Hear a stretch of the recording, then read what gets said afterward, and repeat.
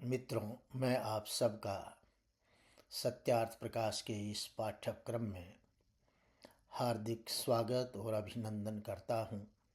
हम सब जानते हैं कि सत्यार्थ प्रकाश का स्थान आधुनिक भारत की बौद्धिक परंपरा और जो धार्मिक परंपराएं हैं उनमें सर्वोपरि है। सत्यार्थ प्रकाश पर आधारित यह पाठ्यक्रम भारतीय धार्मिक एवं दार्शनिक चिंतन के सबसे प्रभावशाली ग्रंथों में से एक ग्रंथ का सुव्यवस्थित अध्ययन प्रस्तुत करता है। आर्य समाज के संस्थापक महर्षि दयानंद सरस्वती द्वारा रचित सत्यार्थ प्रकाश, जिसका शाब्दिक अर्थ है सत्य अर्थ का प्रकाशन, एक मौलिक और युगांतरकारी कृति है। यह धर्म, समाज, दर्शन, नैतिकता और संस्कृति की तर्क संगत और सुधारवादी व्यवस्था प्रस्तुत करती है। 19वीं शताब्दी के उत्तरार्ध में रचित यह ग्रंथ भारत में तीव्र बौद्धिक एवं सामाजिक मंथन के काल में सामने आया। इसमें ईश्वर, आत्मा, कर्म, मोक्ष, शिक्षा, सामाजिक व्यवस्था, राजनैतिक व्यवस्था, आर्थिक तंत्र तथा वेदों की प्रामाणिकता जैसे मूलभूत प्रश्नों पर गंभीर विमर्श किया गया। साथ ही तत्कालीन हिंदू समाज में प्रचलित धार्मिक आडंबरों, अंधविश्वासों, संस्थागत विकृतियों की तर्क, शास्त्रीय प्रमाण और नैतिक विवेचना के आधार पर सशक्त आलोचना की गई है। अन्य धार्मिक परंपराओं के सिद्धांत की भी तुलनात्मक एवं समीक्षात्मक समीक्षा इस ग्रंथ में उपलब्ध है। इस पाठ्यक्रम का उद्देश्य विद्यार्थियों को महर्षि दयानंद द्वारा प्रतिपादित दार्शनिक आधार, सुधारवादी दृष्टि तथा आलोचनात्मक पद्धति से परिचित कराना है। चुने गए अध्यायों के सूक्ष्म अध्ययन एवं विचार विमर्श के माध्यम से विद्यार्थी युक्ति, तर्क, शास्त्र प्रामाणिकता, नैतिक उत्तरदायित्व तथा सामाजिक सुधार पर उनके विशेष बल को समझ सकेंगे। विशेष रूप से एक ईश्वरवाद का समर्थन, मूर्ति पूजा का निराकरण, स्त्री शिक्षा का समर्थन, वेद पर आधारित सार्वभौम मानवीय मूल्यों की स्थापना पर उनका दृष्टिकोण विस्तार से विवेचित किया जाएगा। सत्यार्थ प्रकाश का अध्ययन केवल धार्मिक दर्शन तक सीमित नहीं है। यह आधुनिक भारतीय सुधारवादी आंदोलनों की बौद्धिक पृष्ठभूमि, सांस्कृतिक आत्मबोध के उदय और राष्ट्रवादी चिंतन के निर्माण को समझने में भी सहायक है। यह ग्रंथ आलोचनात्मक चिंतन, संवाद और नैतिक आत्ममंथन को प्रोत्साहित करता है, जिसमें यह समकालीन समाज में धर्म, समाज, राजनैतिक और मानवीय मूल्यों से जुड़े विमर्श के लिए अत्यंत प्रासंगिक बन जाता है। इस पाठ्यक्रम के अंत तक विद्यार्थी निम्न समझ सकेंगे कि सत्यार्थ प्रकाश की ऐतिहासिक एवं बौद्धिक पृष्ठभूमि को जानना, इसके प्रमुख दार्शनिक एवं नैतिक तर्कों का विश्लेषण करना, महर्षि दयानंद सरस्वती के धार्मिक सुधार और आधुनिक भारतीय चिंतन में योगदान का मूल्यांकन करना उनके लिए सरल हो जाएगा। तर्क संगत एवं तुलनात्मक दृष्टि से ग्रंथ के साथ आलोचनात्मक संवाद स्थापित करना भी इस पाठ्यक्रम का मूलभूत उद्देश्य है। इस प्रकार यह पाठ्यक्रम वैदिक दर्शन, सामाजिक सुधार आंदोलनों तथा आधुनिक भारतीय बौद्धिक इतिहास के अध्ययन के लिए एक सुदृढ़ एवं अनिवार्य आधार प्रदान करता है। यहाँ पर यह बताना अत्यंत आवश्यक है कि सबसे पहले जो सत्यार्थ प्रकाश का प्रथम संस्करण प्रकाशित हुआ, उस संस्करण पर स्वामी दयानंद सरस्वती ठीक ढंग से निगरानी नहीं कर सके, क्योंकि वे अपने सार्वजनिक व्याख्यानों एवं अन्य कार्यों में व्यस्त थे। उनको लगता था कि इस संस्करण का प्रकाशन करने वाले लोग सब समझदार और ठीक ढंग से काम करेंगे, परंतु ऐसा हुआ नहीं। उसमें बहुत विकृतियां और इंटरपोलेशंस हुए। इनका पता महर्षि दयानंद को उस समय लगा जब वो एक व्याख्यान के समय, जिसमें उन्होंने मांसाहार की प्रथा की तीव्र आलोचना की, उस समय श्रोताओं के मध्य से एक व्यक्ति खड़ा हुआ और उन पर असत्य भाषण का आरोप लगाने लगा। उस व्यक्ति ने प्रकाशित सत्यार्थ प्रकाश का हवाला देते हुए कहा कि उसमें कुछ संदर्भों में स्वामी दयानंद द्वारा स्वयं ही मांसाहार को स्वीकार किया, जो उनकी सार्वजनिक विचारों की सर्वथा विपरीत है। इस घटना से महर्षि दयानंद को यह बोध हुआ कि सत्यार्थ प्रकाश के प्रथम संस्करण में कुछ स्वार्थी तत्वों द्वारा विकृतियां जोड़ दी गई हैं।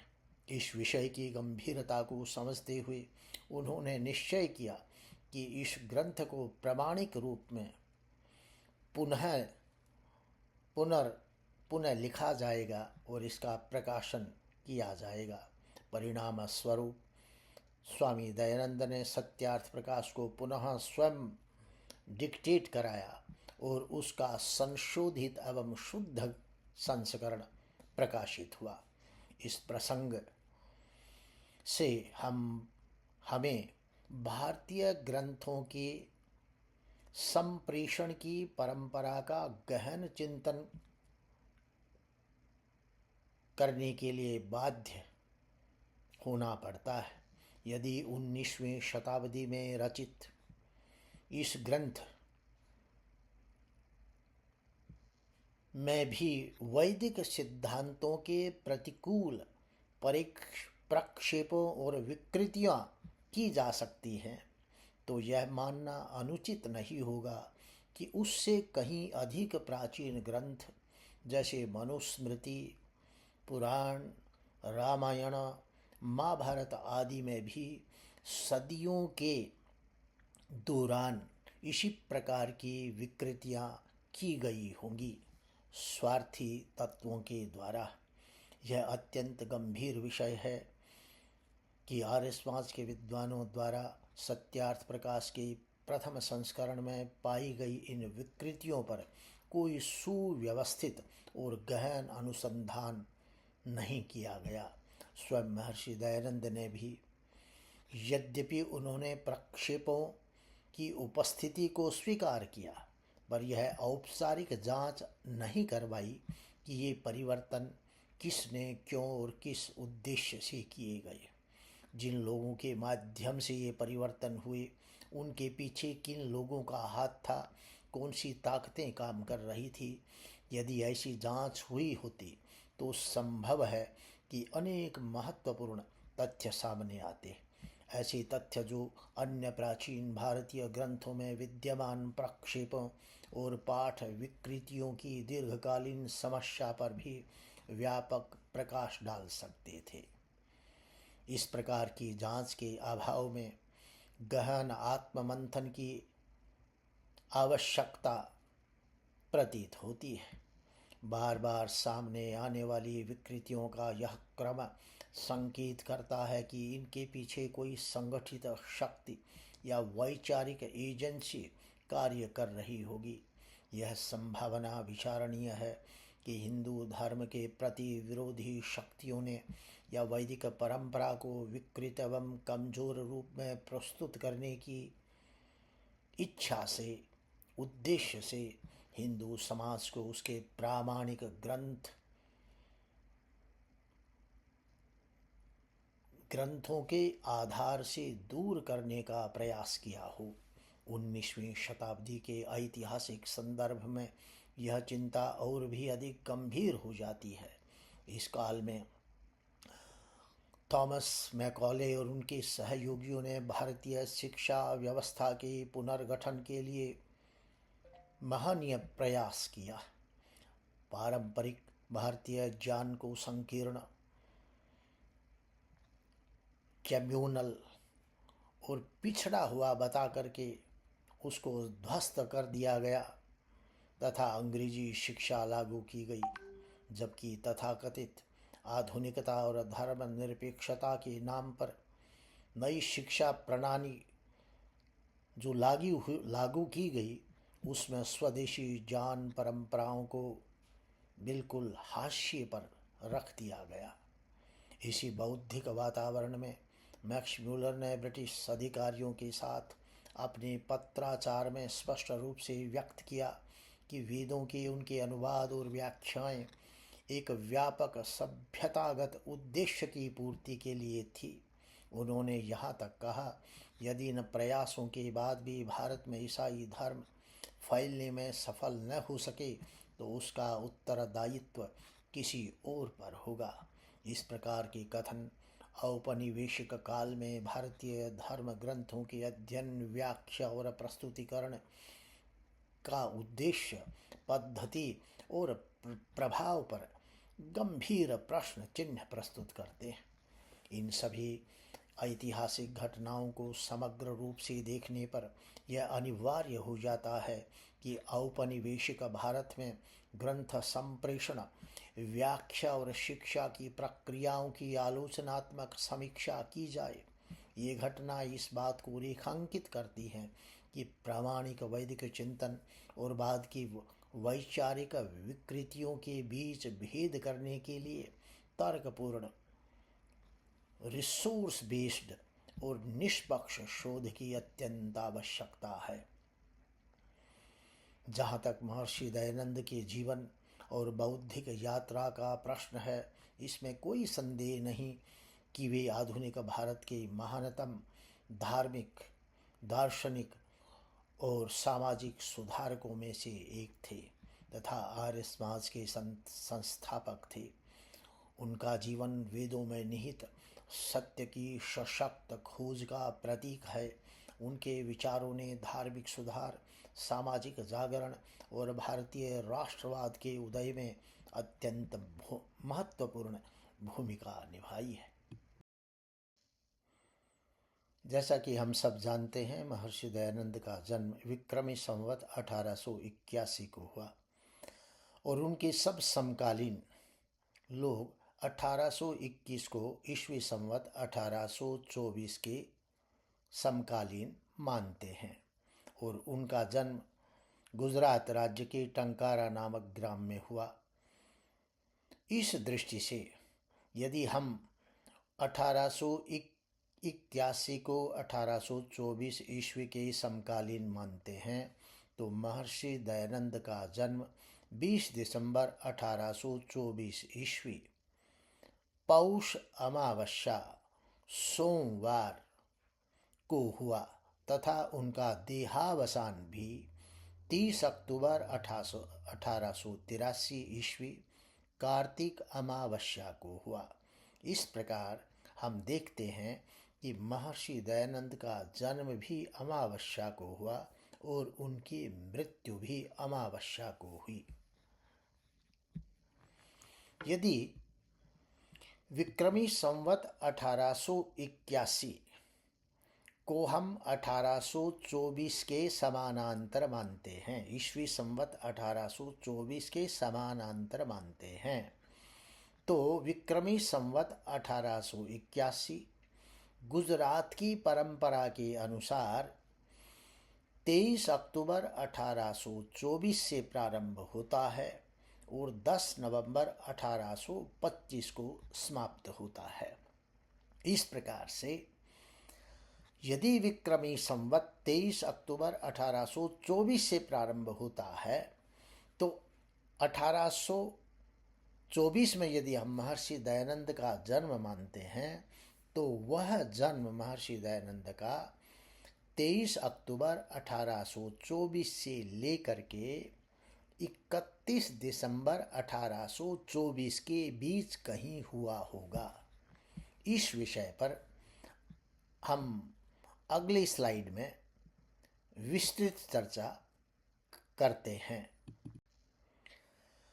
महर्षि दयानंद सरस्वती की जन्म तिथि का निर्धारण करते समय निम्नलिखित तथ्यों को ध्यान में रखना आवश्यक है। नंबर 1, महर्षि दयानंद का जन्म एक पौराणिक परंपरा का पालन करने वाले परिवार में हुआ। नंबर 2, उनके पिता शैव मत के अनुयायी थे। और तीसरा, उनका जन्म का नाम मूल शंकर था। यह जन्म का नाम मूल और शंकर इन दो शब्दों से मिलकर के बनता है। इससे यह सिद्ध होता है कि उनके जन्म के नाम के साथ दो महत्वपूर्ण घटनाएं जुड़ी हुई हैं। पहली घटना मूल शब्द से संबंधित है और दूसरी घटना शंकर शब्द से जुड़ी हुई है। मूल, यह नाम मूल नक्षत्र का भी है। तो इससे यह सिद्ध होता है कि महर्षि दयानंद का जन्म अवश्य ही मूल नक्षत्र में हुआ होगा। और शंकर, यह नाम शिव का है। इससे यह सिद्ध होता है कि जिस दिन महर्षि दयानंद का जन्म हुआ होगा वह दिन अवश्य ही शिव से संबंधित रहा होगा। इसी कारण उनके श्रद्धालु पौराणिक एवं शैव पिता ने उनका नाम मूल शंकर रखा होगा। हमें यहाँ पर यह जानना आवश्यक है कि गुजरात में जो विक्रमी संवत प्रचलित है वो कार्तिक आदि है। अन्य भारत में जो विक्रमी संवत है वह चैत्रादि है। दूसरे शब्दों में मैं कहूँ तो गुजरात में वर्ष का प्रारंभ भारतीय, जिसको हम देसी महीने बोलते हैं, उनका प्रारंभ कार्तिक शुक्ल प्रतिपदा से होता है तथा शेष भारत में वर्ष का प्रारंभ चैत्र शुक्ल प्रतिपदा से होता है। इस प्रकार से गुजराती संवत या गुजराती वर्ष शेष भारत के वर्ष से 6 महीने पीछे चला जाता है। यहाँ पर यह जानना भी आवश्यक है कि कार्तिक शुक्ल प्रतिपदा से वर्ष आरंभ की जो परंपरा है इनडायरेक्टली समस्त भारत में प्रचलित है। मैं उत्तर भारत की बात विशेष रूप से बताना चाहता हूँ कि हम उत्तर भारत में भी जो वित्तीय वर्ष है उसको कार्तिक शुक्ल प्रतिपदा से ही मनाते हैं। हम सब जानते हैं कि जो कार्तिक अमावस्या है, जब दीपावली आती है तो सब व्यापारी लोग अपने जो बही खाते हैं, जो उनकी अकाउंट बुक्स हैं, उनको कंप्लीट करते हैं ताकि कार्तिक शुक्ल प्रतिपदा से नया अकाउंट प्रारंभ किया जा सके। इस प्रकार से यह एक परंपरा इस देश में रही है। वित्तीय वर्ष के प्रारंभ कार्तिक शुक्ल प्रतिपदा से और कैलेंडर जो वर्ष है उसका शेष भारत में जो प्रारंभ है वह चैत्र शुक्ल प्रतिपदा से होता है। तो इस प्रकार जो मैंने कहा था कि विक्रमी संवत 1881 वह यदि ईस्वी संवत के समानांतर हम लेके आते हैं तो 23 अक्टूबर 1824 से प्रारंभ होता है और 10 नवंबर 1825 को समाप्त होता है। यदि महर्षि दयानंद का जन्म 1824 ईस्वी में हम मानना चाहते हैं, जैसा कि उनके समकालीन अन्य सभी यूरोपीय विद्वानों, उनके स्वामी श्रद्धानंद, हरविलास शारदा इत्यादि विद्वानों ने 1824 कहा है, तो 1824 में उनका जन्म मानने पर महर्षि दयानंद 23 अक्टूबर 1824 से 31 दिसंबर 1824 के बीच उत्पन्न हुए होंगे और इसको सुदृढ़ बनाने के लिए, इस स्थिति को कन्फर्म करने के लिए हमें 23 अक्टूबर 1824 से 31 अक्टूबर 1824 के मध्य दो चीज़ों को पहचानना होगा। पहला मूल नक्षत्र, दूसरा वह दिन मूल नक्षत्र का जो शिव से संबंधित रहा हो। इस विषय पर हम आगे विमर्श अगले स्लाइड में करेंगे। जैसा कि मैंने पहले बताया, महर्षि दयानंद के जन्म दिवस की खोज करने के लिए हमें 23 अक्टूबर 1824 और 31 दिसंबर 1824 के मध्य मूल नक्षत्र को खोजना होगा। तो वहाँ पर तीन स्थितियाँ, तीन ऐसे समय आते हैं जो कि मूल नक्षत्र जिस समय होता है। सबसे पहला है कार्तिक शुक्ल पंचमी संवत 1881 अर्थात 27 अक्टूबर 1824। इस दिन मूल नक्षत्र है और बुधवार है। दूसरा समय है मार्ग शुक्ल तृतीया संवत 1881। यह समय है 23 नवंबर 1824, जहाँ पर मूल नक्षत्र है और मंगलवार है। वस्तुतः मूल नक्षत्र हर महीने आता है। और तीसरा जो समय है वह पौष मास उत्तर भारत की दृष्टि से और मार्गशीर्ष मास दक्षिण भारत की दृष्टि से अमावस्या, पौष अमावस्या या दक्षिण भारत की दृष्टि से कहें तो मार्गशीर्ष अमावस्या है, जो कि 20 दिसंबर 1824 बनता है। उस दिन मूल नक्षत्र भी है और सोमवार है। यहाँ पर यह बात जानना आवश्यक है कि 20 दिसंबर 1824 मूल नक्षत्र अमावस्या और सोमवार है। वस्तुतः ये जो तीसरी तिथि है ये सोमवती अमावस्या है। सोमवती अमावस्या का पौराणिक परिवारों में विशेष महत्व है। सोमवती अमावस्या शिव एवं पार्वती की उपासना के लिए प्रसिद्ध मानी जाती है। लोग सोमवती अमावस्या को बहुत शुभ मानते हैं और शिव और पार्वती की उपासना भी करते हैं। इस दिन श्रद्धालु उपवास रखकर शिव पार्वती की पूजा भी करते हैं ताकि उनके जीवन में शांति और सौहार्द बना रहे।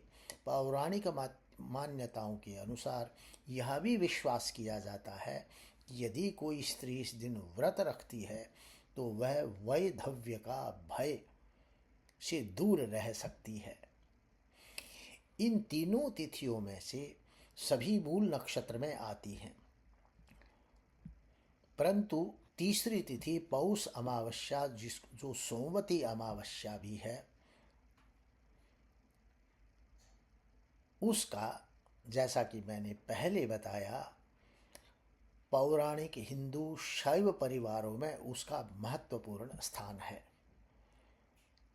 अतः मेरी दृष्टि से यदि हम महर्षि दयानंद के जन्म दिवस को 1824 ईस्वी में स्थापित करना चाहते हैं तो 20 दिसंबर 1824 सोमवार, जो कि पौष अमावस्या है, पौष अमावस्या उत्तर भारतीय दृष्टि से है और मार्गशीर्ष अमावस्या दक्षिण भारतीय या गुजराती दृष्टि से है, तो महर्षि की जन्म तिथि को मानना सर्वाधिक उपयुक्त एवं संभावित प्रतीत होता है। अब हम महर्षि के जीवन से संबंधित जो निर्णायक क्षण हैं उनके बारे में चर्चा करना चाहेंगे। हम सब जानते हैं बाल्यावस्था से ही महर्षि दयानंद, जिनका नाम मूल शंकर था, असाधारण बुद्धिमत्ता और तीक्ष्ण प्रश्न वृत्ति के धनी थे। तीक्ष्ण बुद्धि भी थी और प्रश्न करने वाले थे, क्वेश्चनिंग बहुत करते थे। उनके पिता संस्कृत एवं धार्मिक अनुष्ठानों के अच्छे ज्ञाता थे और उन्होंने मूल शंकर को वेद पाठ, व्याकरण, तर्कशास्त्र तथा दर्शन की पारंपरिक शिक्षा भी प्रदान की। यही प्रारंभिक संस्कार आगे चलकर उन्हें महर्षि दयानंद के सरस्वती के रूप में एक महान वैदिक चिंतक और समाज सुधारक बनाने की दिशा में ले गए। मूल शंकर के जीवन का एक निर्णायक क्षण शिवरात्रि की रात में हुआ। पूजा अर्चना के दौरान उन्होंने देखा कि एक चूहा शिव मूर्ति पर चढ़कर भोग खा रहा था। इस दृश्य ने उन्हें गहराई से झकझोर दिया। वो विचलित हो गए और उन्हें यह प्रश्न करने पर मजबूर किया कि एक देवता जो स्वयं की रक्षा नहीं कर सकता, वह सृष्टि की रक्षा कैसे कर सकता है। इस घटना ने उन्हें सच्चे धर्म और परमात्मा के स्वरूप की खोज के लिए प्रेरित किया और वह आजीवन इसी कार्य में लगे रहे। एक और दुखद घटना उनके जीवन में हुई। उनकी बहन की असमय मृत्यु हुई और बाद में उनके चाचा का भी निधन हो गया, जिसने उन्हें अनित्यत्व, मृत्यु और मोक्ष के विषय पर गहन चिंतन करने के लिए प्रेरित किया। रीति रिवाजों, मूर्ति पूजा और अंधविश्वास को त्यागते हुए मूल शंकर ने कम उम्र में ही लगभग 20-21 वर्ष की आयु में गृहस्थ जीव घर छोड़ दिया और आध्यात्मिक सत्य की खोज में निकल पड़े। लगभग 25 वर्षों तक महर्षि दयानंद ने सन्यासी जीवन जीते हुए भारत के विभिन्न विद्वानों और योगियों के मार्गदर्शन में अध्ययन किया। उनके बौद्धिक विकास पर सबसे महत्वपूर्ण प्रभाव स्वामी विरजानंद दंडी का पड़ा, जो अंधे थे लेकिन अत्यंत विद्वान थे। वह जालंधर पंजाब के रहने वाले थे और मथुरा में बसे हुए थे और मथुरा के प्रसिद्ध विद्वान माने जाते थे। उनके निर्देशन में महर्षि दयानंद ने वेद, वेदांग, संस्कृत, व्याकरण, काशिका, महाभाष्य, न्याय शास्त्र, मीमांसा और वेदांत आदि ग्रंथों को पढ़ा।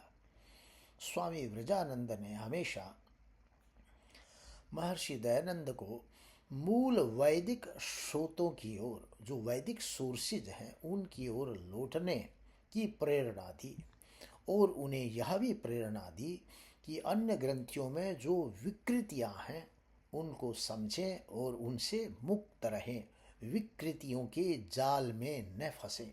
शिक्षा पूरी होने पर उन्होंने शिष्य के रूप में दयानंद से सच्चा वैदिक ज्ञान फैलाने, अज्ञानता, अंधविश्वास और सामाजिक बुराइयों का नाश करने की गुरु दक्षिणा ली। यह गुरु दक्षिणा दयानंद के मिशन की आधारशिला बनी। महर्षि दयानंद का विश्वास था कि वेद सर्वोच्च ग्रंथ है और दिव्य ज्ञान के प्राचीनतम स्रोत हैं। ईश्वर एक है, वह निराकार है, वह सर्वज्ञ और शक्तिमान है। मूर्ति पूजा, तीर्थ यात्राएं, रिचुअल्स और पुरोहितों का प्रभुत्व बाद में उत्पन्न करप्शंस हैं। सच्चा धर्म तर्क, नैतिकता और सार्वभौमिक कल्याण पर आधारित है। उन्होंने उद्घोष दिया, वेदों की ओर लौटो। उनकी वेद व्याख्या नैतिक जीवन तर्कपूर्ण चिंतन और सामाजिक उत्तरदायित्व पर आधारित थी, किसी अंधविश्वास या अंध मान्यता पर आधारित नहीं थी। महर्षि दयानंद के जीवन के आधार पर हम समझ सकते हैं कि वह केवल एक धार्मिक सुधारक ही नहीं थे, एक बहुत बड़े विद्वान और साहसी सामाजिक आलोचक भी थे।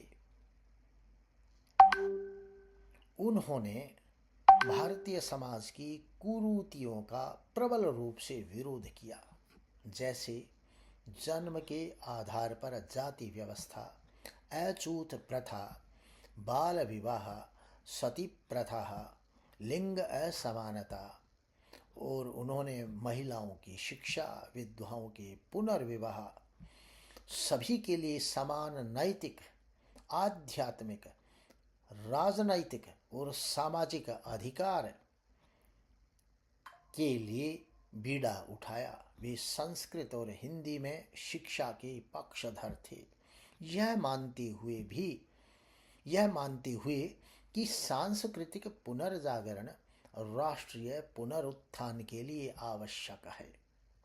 प्रसिद्ध इतिहासकार जायसवाल की यह टिप्पणी महर्षि दयानंद के संदर्भ में बिल्कुल सटीक है। जायसवाल कहते हैं, 19वीं शताब्दी में दयानंद का उदय एक ऐसी घटना है जो इतिहासकारों को चकित कर देती है।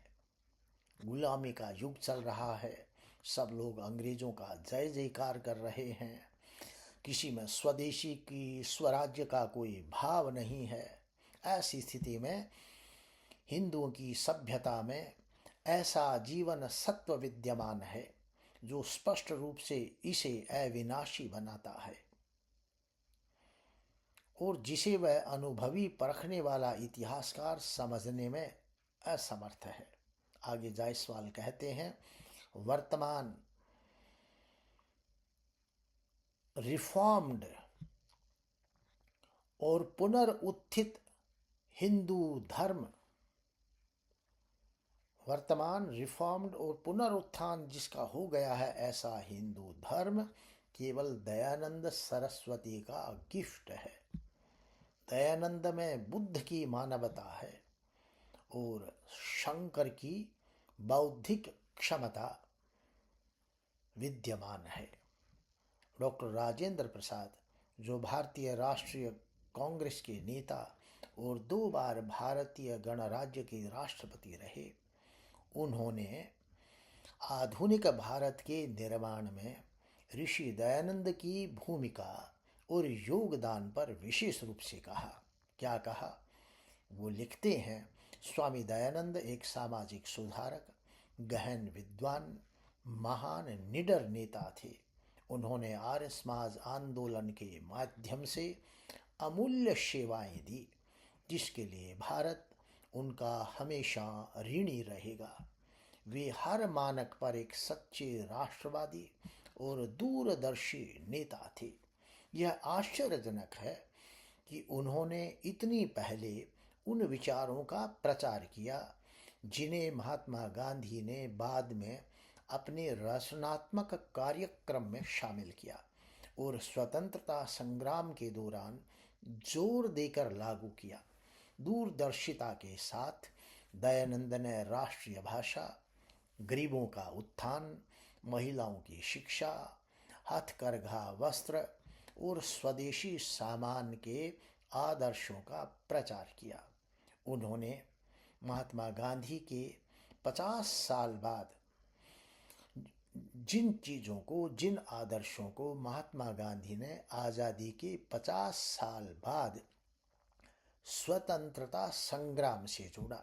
दयानंद का जीवन भारत को विदेशी शासन से मुक्त कराने के सपने में व्यतीत हुआ।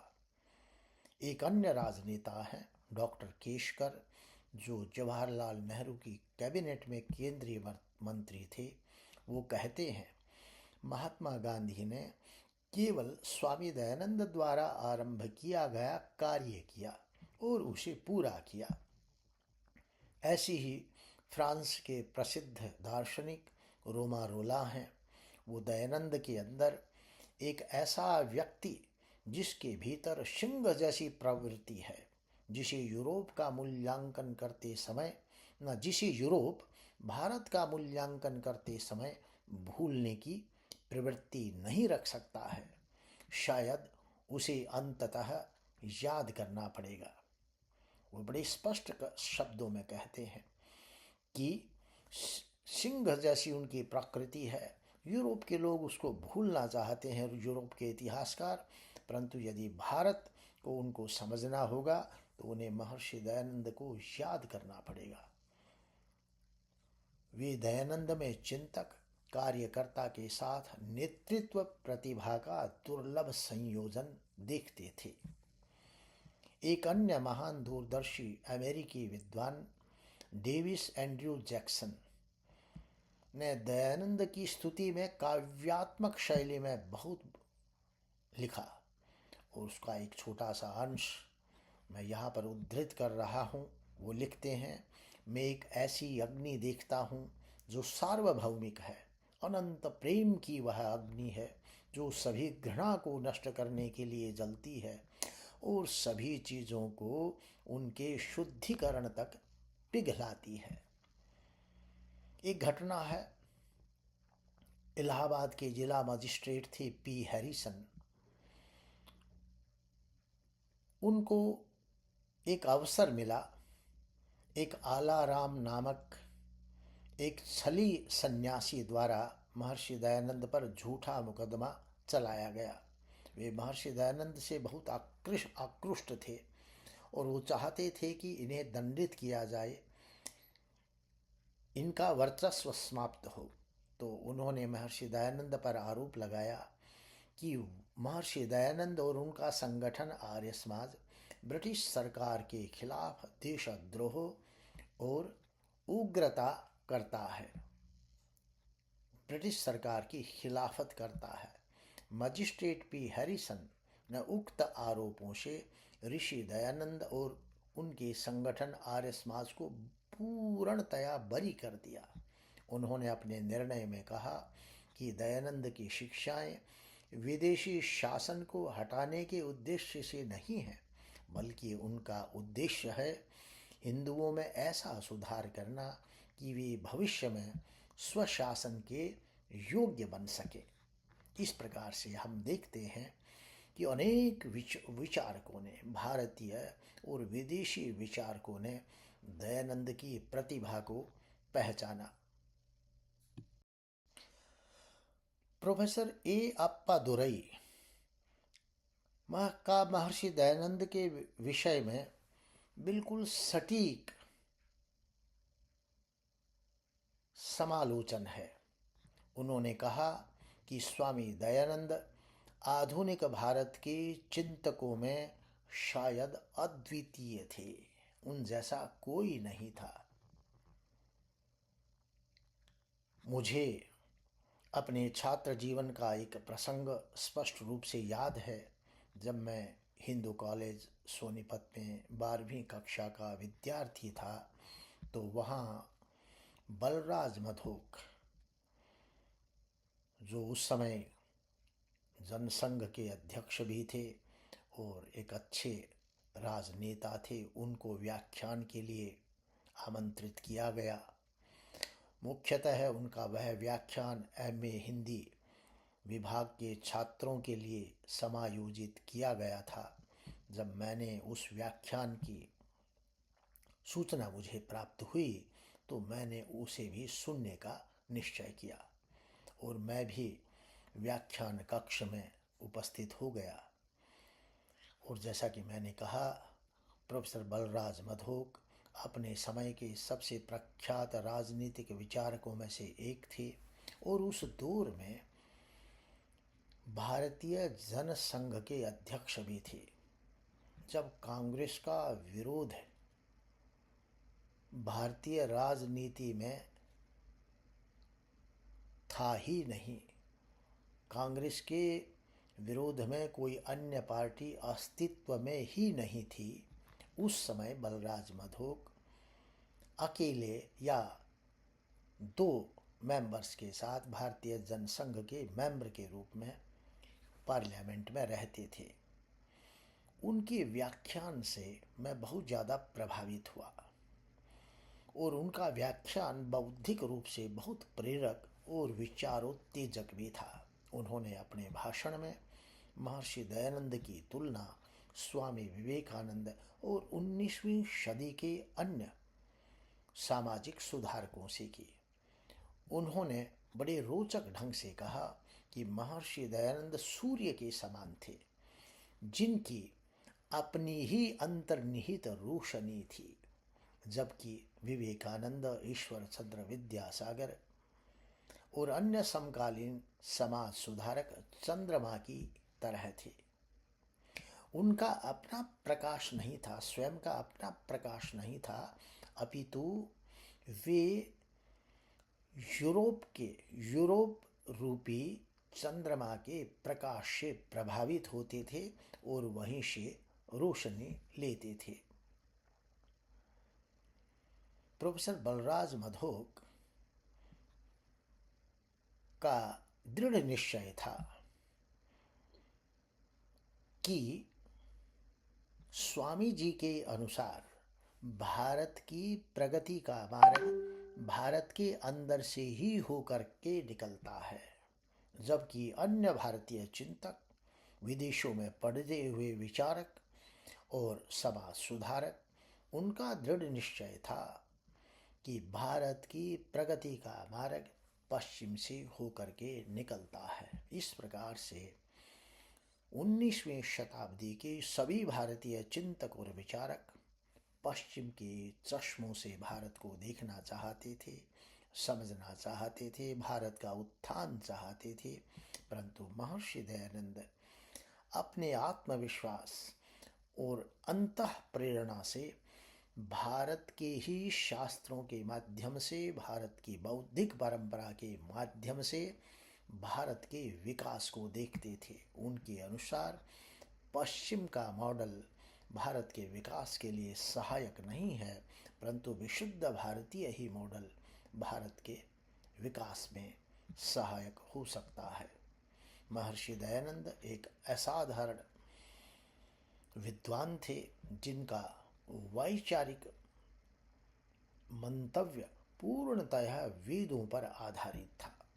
उन्हें दृढ़ विश्वास था कि वैदिक सिद्धांतों और भारत की अपनी सभ्यता मूलक ज्ञान धारा का पालन करके यह राष्ट्र वैश्विक स्तर पर प्रमुखता प्राप्त कर सकता है।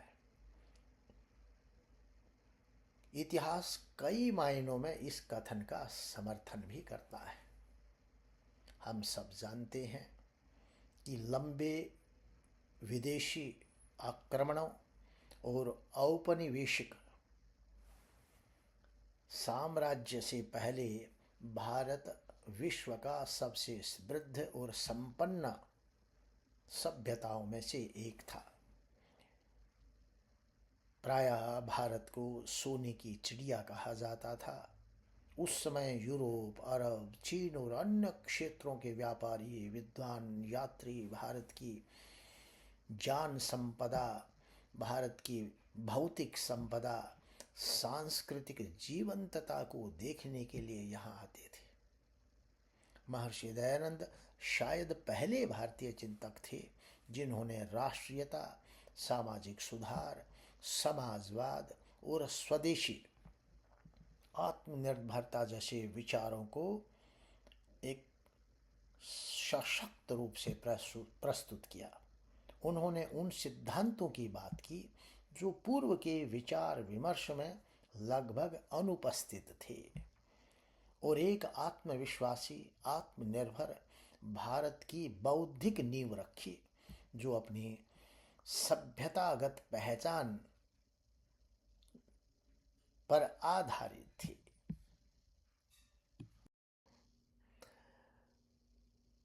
यहाँ पर यह ज्ञान होना भी आवश्यक है कि महर्षि दयानंद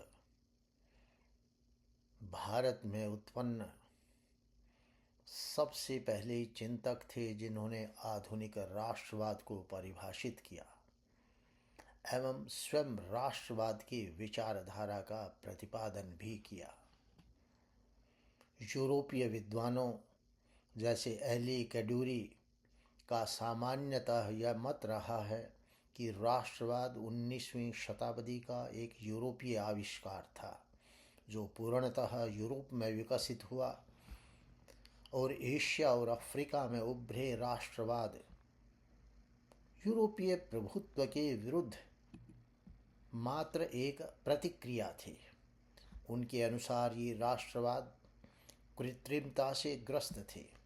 कनाडा के कैलगरी विश्वविद्यालय में राजनीति विज्ञान के प्रोफेसर एंथनी परेल इस मत पर महत्वपूर्ण टिप्पणी करते हैं। उनके विश्लेषण से कुछ अंश उद्धृत करना यहाँ प्रासंगिक होगा। वो कहते हैं, राष्ट्रवाद 19वीं शताब्दी का एक यूरोपीय आविष्कार था। यह बात महर्षि दयानंद पर लागू नहीं होती। वे सभी भारतीय राष्ट्रवादियों में सर्वाधिक प्रामाणिक रूप से भारतीय थे। यदि दयानंद ने पश्चिम के किसी प्रत्यक्ष प्रभाव के बिना आधुनिक राष्ट्रवाद की संकल्पना विकसित कर दी तो इससे आधुनिक राष्ट्रवाद के यूरोपीय स्वरूप के विषय में एक प्रश्न चिन्ह लग जाता है। आधुनिक राजनैतिक चिंतन के अनुसार राष्ट्र वह होता है जिसमें रहने वाले लोग अपनी ऐतिहासिक पहचान, सांस्कृतिक विशिष्टता, साझा भाषा, साझा भूभाग और आत्मशासन के अधिकार के प्रति सजग हों। स्वामी दयानंद ने राष्ट्रवाद की संकल्पना जो की उसमें इन सभी कसौटियों पर खरी उतरती है। आश्चर्य की बात यह है कि दयानंद लगभग 1875 तक राष्ट्रवाद को परिभाषित कर चुके थे, अर्थात भारतीय राष्ट्रीय कांग्रेस की स्थापना से लगभग एक दशक पूर्व। जब भारतीय राष्ट्रीय कांग्रेस के लोग यह कहते थे कि भारत एक निर्माणाधीन राष्ट्र है, India is a nation in the making, Dayanand ने आधुनिक राष्ट्रवाद की यह सुदृढ़ धारणा अपने स्वतंत्र चिंतन से विकसित की और वह भी बिना किसी पश्चिमी लेखकों का अध्ययन किए। उनका विश्वास था कि एक भाषा, एक धर्म और एक लक्ष्य के बिना भारत का पुनर्जागरण कठिन है।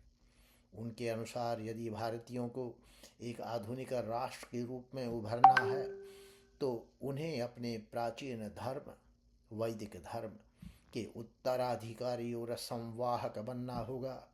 उनके पास एक शास्त्र वेद, एक भाषा हिंदी, एक जातीय चेतना आर्य, एक भूभाग आर्यावर्त और एक सर्वोच्च राजनैतिक सत्ता होनी चाहिए।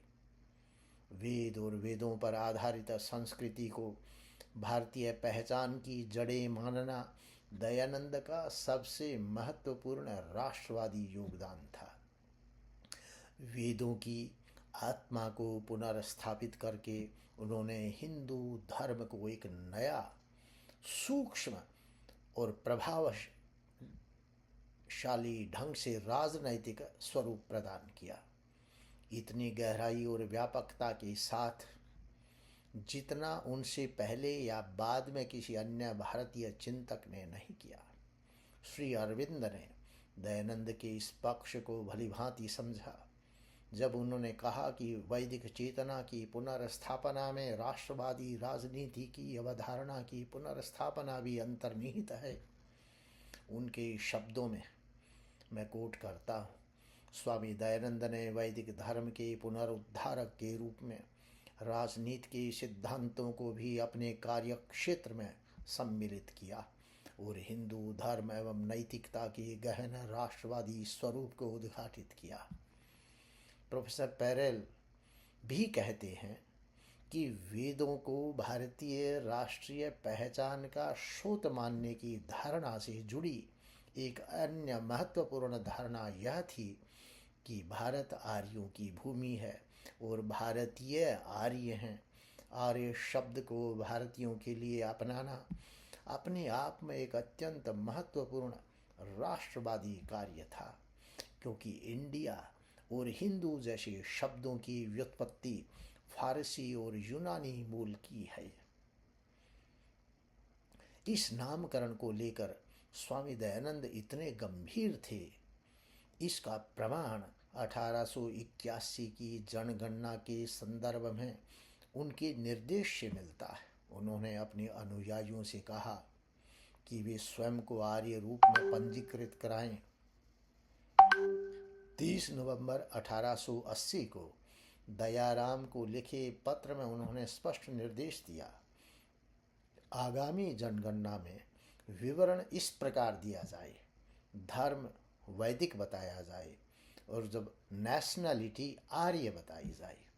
स्वामी दयानंद यह समझने वाले प्रथम महान भारतीय चिंतक थे कि राष्ट्र के लिए एक सामान्य भाषा अनिवार्य है। अपने व्यक्तिगत विश्वास की प्रामाणिकता उन्होंने संस्कृत को भारत की सामान्य भाषा के रूप में पुनर्जीवित करने के प्रयास से सिद्ध की। बाद में उन्होंने इस विचार को छोड़कर हिंदी को राष्ट्रीय भाषा के रूप में स्वीकार किया। सत्यार्थ प्रकाश दो अर्थों में एक राष्ट्रवादी ग्रंथ है, अपने विषय वस्तु में भी और अपनी भाषा में भी। जन्म से गुजराती होने पर भी उन्होंने हिंदी को अपनी दूसरी मातृभाषा के रूप में अपनाया और इस प्रकार बहुभाषी राष्ट्र में भाषाई राष्ट्रवाद के विकास की दिशा निर्धारित की।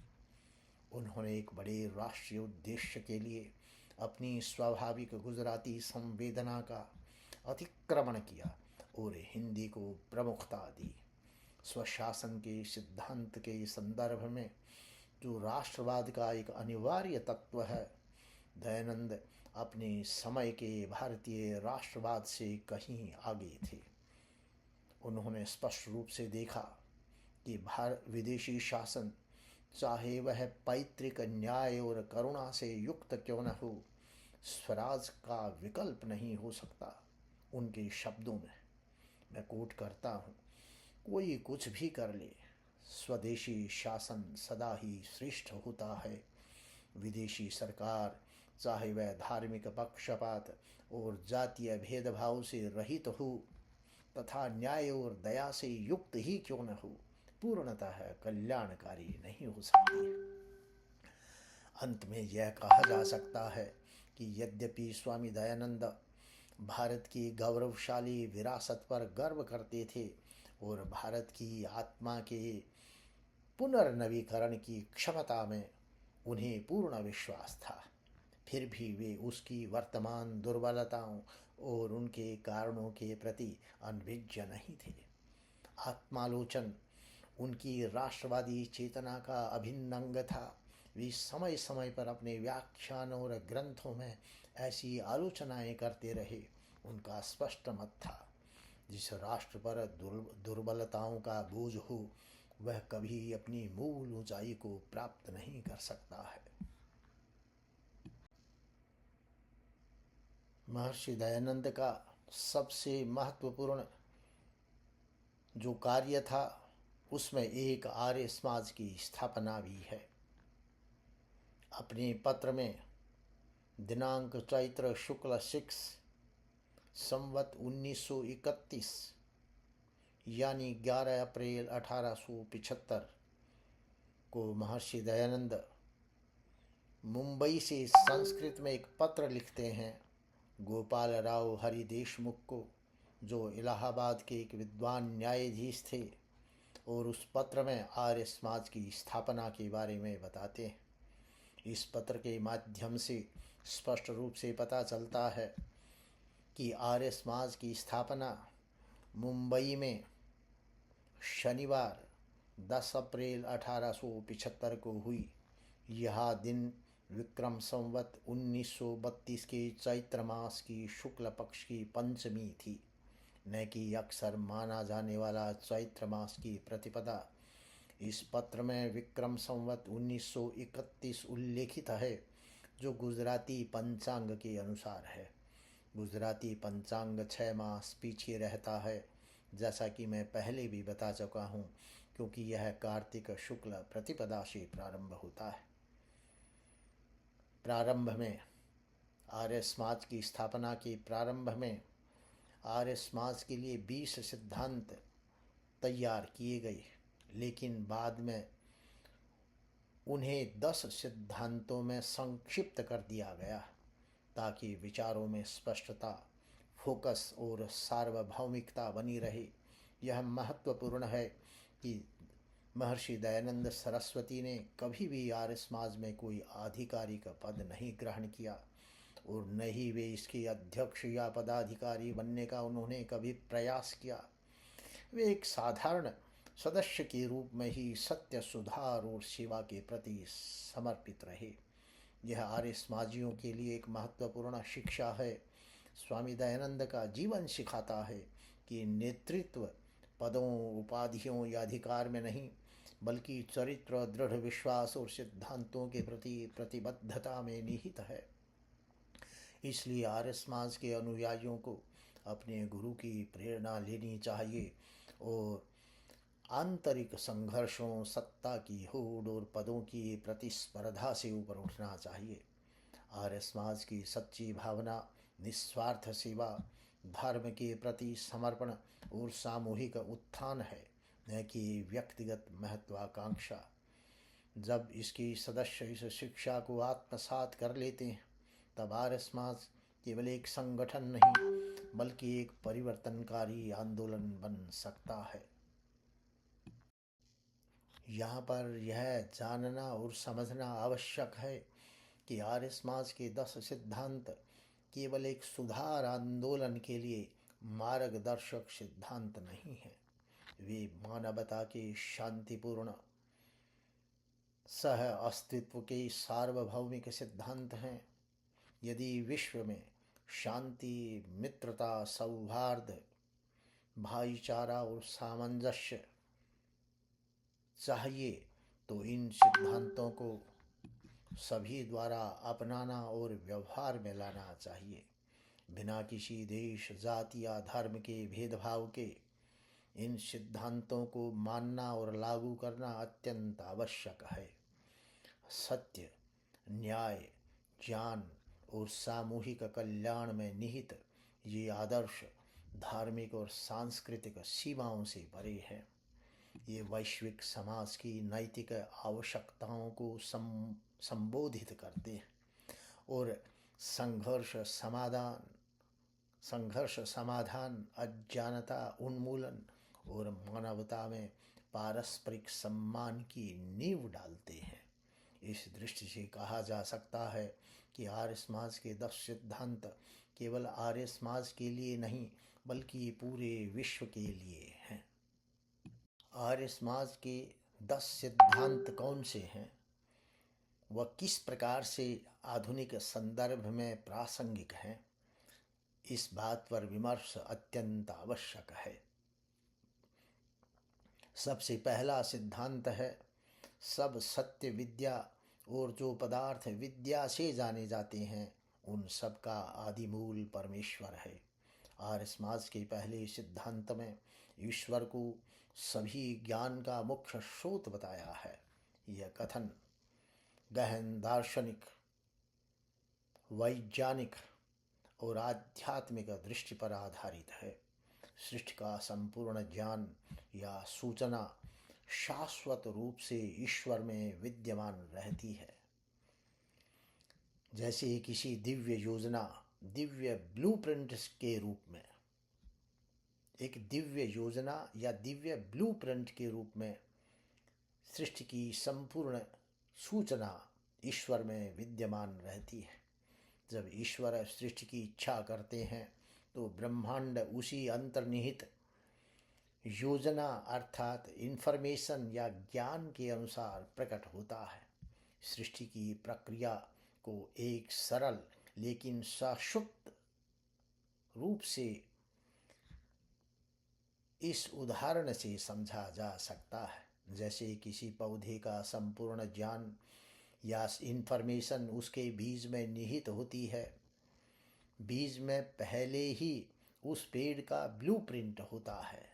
उस ब्लूप्रिंट में उसकी प्रजाति, रूप और विशेषताएं सब होती हैं।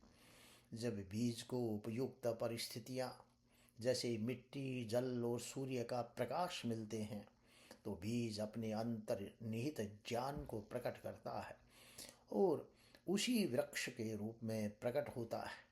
एक आम का बीज केवल आम का वृक्ष पैदा करता है, न कि नीम या सेब का, क्योंकि इसकी सूचना मूल रूप से निर्धारित है।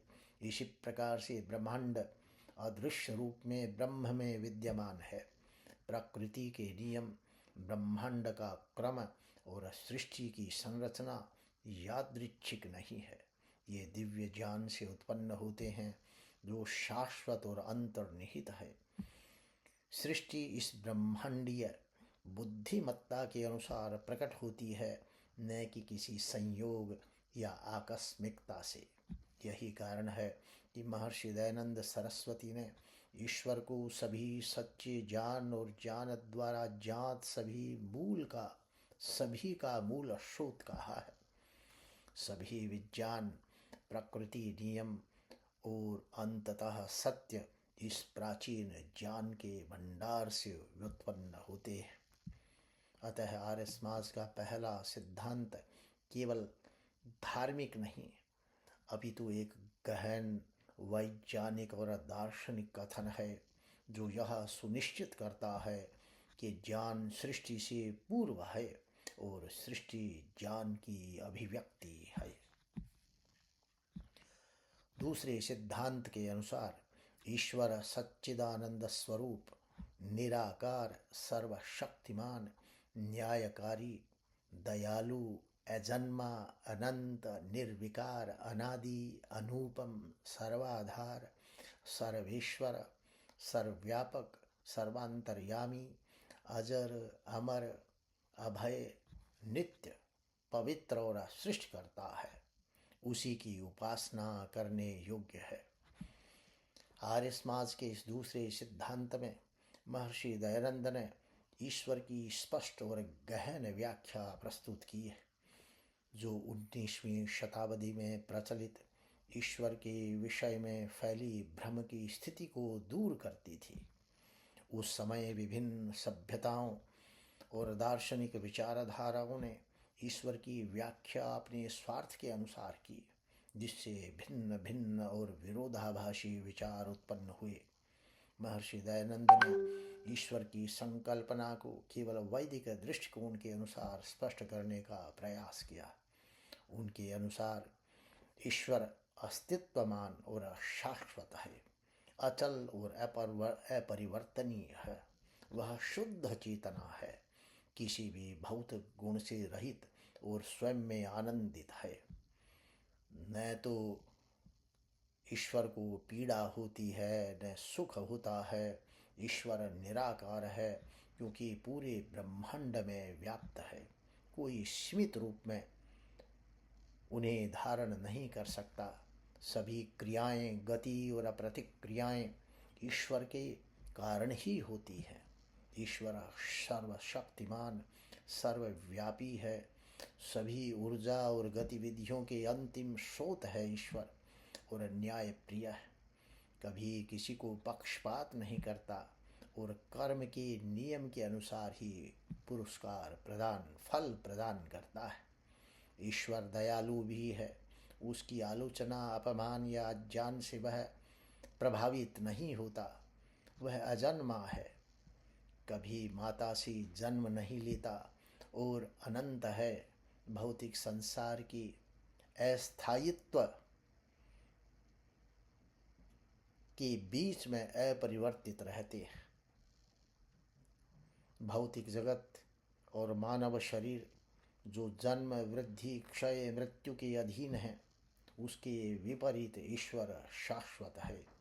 साथ ही ईश्वर सृष्टि करता है, क्योंकि उनके पास ब्रह्मांड की दिव्य योजना का ज्ञान है। वह नियंता है जो सृष्टि को ब्रह्मांडीय नियम के अनुसार संचालित करता है।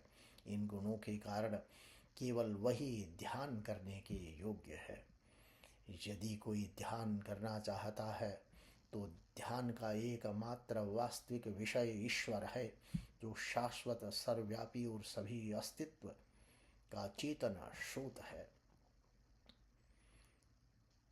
तीसरी नियम कहता है, वेद सब सत्य विद्याओं का पुस्तक है। वेद का पढ़ना, पढ़ाना, सुनना, सुनाना सब आर्यों का परम धर्म है। आर्य समाज के तीसरे सिद्धांत में महर्षि दयानंद ने वेदों के सच्चे स्वरूप को स्पष्ट किया। वेद शुद्ध ज्ञान का सर्वोच्च भंडार और सृष्टि की योजना है। वेद केवल मनुष्यों द्वारा लिखित ग्रंथ नहीं हैं, वे ब्रह्म में निहित शाश्वत ज्ञान का के प्रतीक हैं, जो संपूर्ण ब्रह्मांड से संबंधित है। वेद में जो कुछ है वह सीधे ब्रह्मांड के प्रकट स्वरूप से संबंधित रहता है। वैशेषिक दर्शन में महर्षि कणाद ने कहा कि बुद्धि पूर्वा वाक्याकृतिर्वेदे, वेद का प्रत्येक वाक्य परिपूर्ण बुद्धि के साथ रचा गया है, क्योंकि वेद के ज्ञान का लेखक और ब्रह्मांड का सृष्टिकर्ता एक ही व्यक्ति है। इसलिए वेद में निहित ज्ञान सृष्टि की संरचना में प्रतिबिंबित होता है। इस दृष्टि से वेद को ईश्वर का श्रुति काव्य, ब्रह्म का सैद्धांतिक ज्ञान और ब्रह्मांड को दृश्य काव्य ज्ञान का कर्म में रूपांतरण कहा जा सकता है, या ज्ञान की अभिव्यक्ति कहा जा सकता है।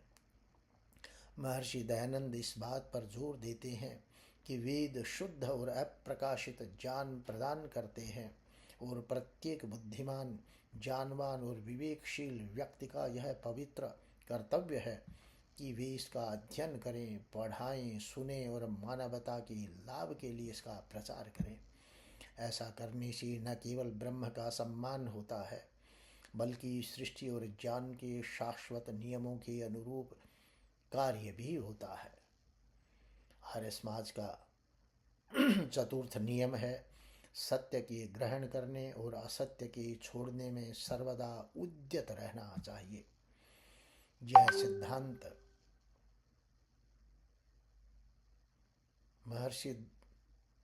इस सिद्धांत में महर्षि दयानंद यह बताते हैं कि व्यक्ति को हमेशा सत्य स्वीकार करने और असत्य को त्यागने के लिए तत्पर रहना चाहिए।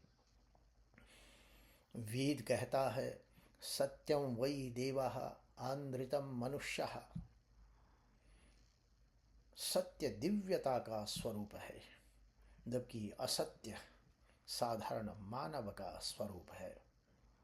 ज्ञानी लोग, इनलाइटेंड लोग, योगी लोग हमेशा सत्य का सेवन करते हैं और त्रुटि से दूर रहते हैं। इसी प्रकार आपस्तंभ धर्म सूत्र में एक प्रश्न किया गया है। शिष्य आचार्य से पूछता है, कथम दीक्षितम भवति। व्यक्ति, कोई भी विद्यार्थी दीक्षित कब बनता है?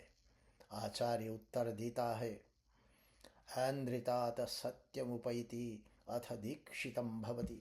जब कोई व्यक्ति असत्य से सत्य की ओर बढ़ जाता है तो वह दीक्षित हो जाता है, वह दिव्य बन जाता है। महर्षि दयानंद ने इन वैदिक सिद्धांतों की प्रेरणा लेकर यह चौथा सिद्धांत मानव को साधारण रूप से दिव्य होने की और मार्गदर्शन के लिए बनाया। यह सिद्धांत केवल नैतिक नहीं है, बल्कि इसका व्यावहारिक और वैज्ञानिक महत्व भी है। ज्ञान, विज्ञान और प्रौद्योगिकी में वास्तविक प्रगति के लिए सत्य और मान्य ज्ञान आवश्यक है। जब मानव सत्य तक पहुंचने में असमर्थ होते हैं तो वे निर्णय में त्रुटियां करते हैं। यदि विज्ञान के क्षेत्र में कहें, जब वह सत्य को नहीं जान पाते हैं तो ऐसी तकनीकें विकसित करते हैं जो पर्यावरण को नुकसान पहुंचाती है, जिससे प्रदूषण, ग्लोबल वार्मिंग और इकोलॉजिकल क्राइसिस पैदा होते हैं। यदि प्रारंभ में ज्ञान सत्य के अनुरूप होता तो तकनीकें सदा सुरक्षित और लाभकारी होती। अतः महर्षि दयानंद का यह सिद्धांत रेखांकित करता है कि सत्य नैतिक जीवन, आध्यात्मिक विकास और सतत प्रगति का आधार है। यह व्यक्तिगत और सामाजिक उन्नति के लिए मार्गदर्शक प्रकाश है। आर्य समाज के 5वें नियम में महर्षि दयानंद कहते हैं, सब काम धर्मानुसार अर्थात सत्य और असत्य को विचार करके करना चाहिए। आर्य समाज के 5वें सिद्धांत में महर्षि दयानंद धर्म के सिद्धांत पर जोर देते हैं। महत्वपूर्ण बात यह है कि यहाँ धर्म केवल धर्म, कर्म या धार्मिक परंपराओं तो सीमित नहीं है। वैदिक दर्शन में धर्म नैतिक और नैतिक मूल्यों, प्राकृतिक नियमों की गहन समझ, परिवार, समाज, राष्ट्र, पृथ्वी और पर्यावरण के प्रति मनुष्य के कर्तव्यों को भी सम्मिलित करता है। यह वस्तुओं और प्राणियों का स्वाभाविक गुण, धर्म और विशेषताओं को भी दर्शाता है। महर्षि दयानंद का कहना है कि सभी मानव क्रियाएं, सभी मानवों के कार्य, चाहे वो राजनैतिक हों, आर्थिक हों, सामाजिक हों, वैज्ञानिक हों या धार्मिक हों, धर्म द्वारा निर्दिष्ट होने चाहिए। प्रत्येक क्रिया के पहले विचार पूर्वक यह सोचना होगा कि क्या सही है और क्या गलत। धर्म अनंत न्याय का मापदंड है। केवल वे कर्म जो धर्म के अनुसार नैतिक या नैतिक सिद्धांतों पर आधारित हैं, करने योग्य हैं, जबकि अन्यायपूर्ण कर्मों को अस्वीकार कर देना चाहिए। यह सिद्धांत यह रेखांकित करता है कि धर्म का ज्ञान अपरिहार्य है। जैसे भगवद गीता में कहा है, धर्मो रक्षति रक्षितः। यदि हम धर्म की रक्षा करते हैं तो वह हमारी रक्षा करता है।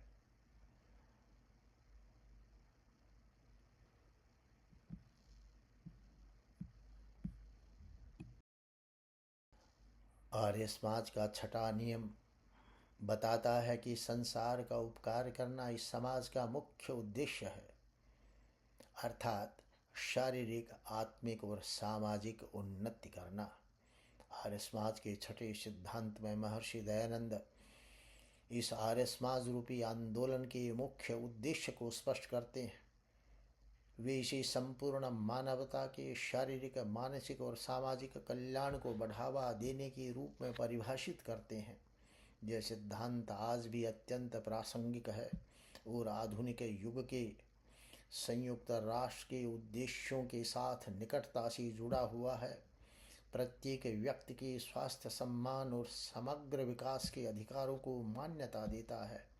महर्षि दयानंद ने यह महसूस किया कि सच्चा मानव विकास तब तक असंभव है जब तक शरीर, मन और समाज का समग्र विकास नहीं होता।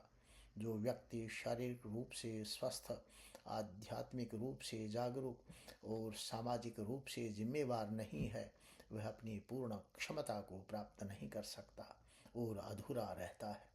संपूर्ण मानवता के कल्याण पर जोर देकर आर्य समाज केवल व्यक्तिगत उत्थान नहीं करता, बल्कि समाज की समग्र प्रगति और सामंजस्य को भी सुनिश्चित करता है। वास्तव में यह सिद्धांत केवल आर्य समाज तक सीमित नहीं है। यह राज्यों, राष्ट्रों और समाजों के लिए एक सार्वभौमिक मार्गदर्शक सिद्धांत है, जो हमें याद दिलाता है कि शासन और सामाजिक संगठन का अंतिम उद्देश्य प्रत्येक मानव के संपूर्ण कल्याण को सुनिश्चित करना है। 7वां सिद्धांत है, सबसे प्रीतिपूर्वक धर्मानुसार यथा योग्य वर्तना चाहिए। आर्य समाज के 7वें सिद्धांत में महर्षि दयानंद यह जोर देते हैं कि प्रत्येक व्यक्ति के साथ प्रेम और सम्मान के साथ व्यवहार होना आवश्यक है। घृणा या वैमनस्य का मानव संबंधों में कोई स्थान नहीं है। हर व्यक्ति स्वाभाविक रूप से दूसरों की कृपा और करुणा का पात्र है। साथ ही महर्षि दयानंद यह भी रेखांकित करते हैं कि व्यवहार धर्म द्वारा निर्देशित होना चाहिए। नैतिक और आचार सिद्धांतों के अनुसार तथा व्यक्ति पर लागू स्थापित नियमों और विनियमों के अनुसार व्यवहार का तरीका व्यक्ति की स्थिति, पद और योग्यता को ध्यान में रखते हुए होना चाहिए, जिससे सभी संबंधों में न्याय और समानता सुनिश्चित हो। सार रूप में उचित आचरण 3 मुख्य सिद्धांतों द्वारा संचालित होता है। पहला सिद्धांत सार्वभौमिक प्रेम, प्रत्येक व्यक्ति स्नेह, करुणा और सम्मान का पात्र है। दूसरा सिद्धांत धर्म का पालन, कोई भी कार्य और व्यवहार नैतिक मूल्यों और आचरण के सिद्धांतों के अनुरूप होना चाहिए। तीसरा योग्यता और स्थिति की मान्यता, सम्मान और विचार व्यक्ति के पद, योगदान समाज में भूमिका के अनुसार होना चाहिए। प्रेम, न्याय और योग्यता को एकीकृत करके महर्षि दयानंद नैतिक, करुणा और समान मानव संबंधों के लिए एक समग्र ढांचा प्रस्तुत करते हैं। आर्य समाज का 8वां सिद्धांत है अविद्या का नाश और विद्या की वृद्धि होनी चाहिए। आर्य समाज के 8वें सिद्धांत में महर्षि दयानंद अज्ञान के निवारण और ज्ञान के प्रचार के लिए अत्यंत महत्व पर प्रचार के महत्व पर जोर देते हैं। उनका कहना है कि अज्ञान सभी दुख, पीड़ा, संघर्ष, घृणा और मानवों के बीच गलत फहमी का मूल कारण है। इसके विपरीत ज्ञान मुक्ति, स्पष्टता, सामाजिक सामंजस्य का स्रोत है। जैसा कि संस्कृत में कहावत है, ऋते ज्ञानात् न मुक्ति, ज्ञान के बिना कोई अपने दुख के बंधन से मुक्त नहीं हो सकता।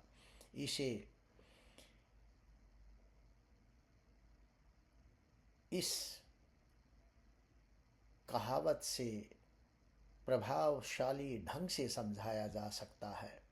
रात में चल रहे व्यक्ति को जमीन पर रस्सी दिखाई देती है तो वह उसे सांप समझकर भय और चिंता में आ जाता है। जैसे ही दिन का प्रकाश होता है और उस प्रकाश में की रोशनी में जब रस्सी का असली स्वरूप दिखाई देता है तो भय मिट जाती है और चिंता समाप्त हो जाती है, राहत मिलती है। यह उदाहरण स्पष्ट रूप से दर्शाता है कि ज्ञान भय को दूर करता है और अज्ञान अनावश्यक दुख उत्पन्न करता है। अतः महर्षि दयानंद ने यह सिखाया कि अज्ञान को सभी स्तरों पर मिटाया जाना चाहिए और ज्ञान को सक्रिय रूप से फैलाना चाहिए, व्यक्ति के उत्थान और समाज के कल्याण दोनों के लिए। मन को प्रकाशित करके, जागरूकता को बढ़ाकर, समझ को विकसित करके मनुष्य शांति, बुद्धिमत्ता और वास्तविक प्रगति के साथ जीवन जी सकता है। आर्य समाज के 9वें सिद्धांत के अनुसार प्रत्येक को अपनी ही उन्नति में संतुष्ट न रहना चाहिए, परंतु सबकी उन्नति में ही अपनी उन्नति समझनी चाहिए। आर्य समाज का 9वां सिद्धांत आज दुनिया में अत्यंत महत्वपूर्ण और प्रासंगिक है। महर्षि दयानंद जोर देते हैं कि व्यक्ति केवल अपनी व्यक्तिगत उन्नति या समृद्धि के बारे में न सोचे, बल्कि सभी मानवता के कल्याण के लिए सक्रिय रूप से प्रयास करें। यह सिद्धांत साझा समृद्धि, जिसे शेयर्ड प्रॉस्पेरिटी की अवधारणा को दर्शाता है। वास्तविक मानव प्रगति स्वार्थी या व्यक्तिगत नहीं होती, बल्कि उदारवादी, परोपकारी और समावेशी होती है। जब समृद्धि समान रूप से साझा की जाती है तो मानव समाज में शांति, सामंजस्य और कल्याण फल फूल सकता है। जैसे सूर्य बिना भेदभाव के अपनी रोशनी सबको प्रदान करता है, वैसे ही प्राकृतिक संसाधनों और अवसरों पर सभी की पहुंच सुनिश्चित होनी चाहिए। यह मानवता का कर्तव्य और प्राकृतिक नियम दोनों हैं कि प्रत्येक व्यक्ति को विश्व की संपत्ति तक समान अधिकार मिले। दुर्भाग्यवश आज की वास्तविकता बिल्कुल भिन्न है। 90% लोगों के पास केवल 10% संसाधनों का अधिकार है, जबकि शेष 10% लोगों के पास 90% संसाधनों पर नियंत्रण है, जिससे अमीर और गरीब के बीच गहरा अंतर पैदा हो रहा है। महर्षि दयानंद का यह सिद्धांत इस असंतुलन को सीधे संबोधित करता है। समानता, सामाजिक जिम्मेदारी और साझा कल्याण को प्रोत्साहित करता है। यह सिद्धांत केवल आर्य समाज तक सीमित नहीं, यह सार्वभौमिक है और सभी मानवता के कल्याण और सामंजस्यपूर्ण सह अस्तित्व के लिए नैतिक, दार्शनिक और आदर्श ढांचा प्रस्तुत करता है। आर्य समाज का 10वां नियम है, सब मनुष्यों को सामाजिक सर्वहितकारी नियम पालने में परतंत्र रहना चाहिए और प्रत्येक हितकारी नियम पालने में स्वतंत्र रहना चाहिए। आर्य समाज का 10वां नियम व्यक्तिगत स्वतंत्रता और सामाजिक जिम्मेदारी के बीच गहन संतुलन को व्यक्त करता है।